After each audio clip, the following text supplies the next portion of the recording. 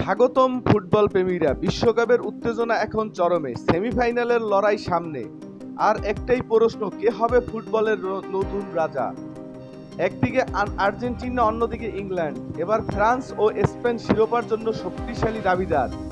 প্রতিটি দলই দুর্দান্ত ছন্দে রয়েছে এবং বিশ্বকাপের জয়ের স্বপ্ন দেখছে।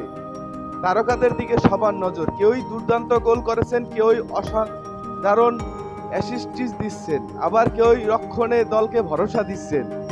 একটি মুহূর্ত, একটি গোল বা একটি ভুল বদলে দিতে পারে পুরো ম্যাচের ভাগ্য।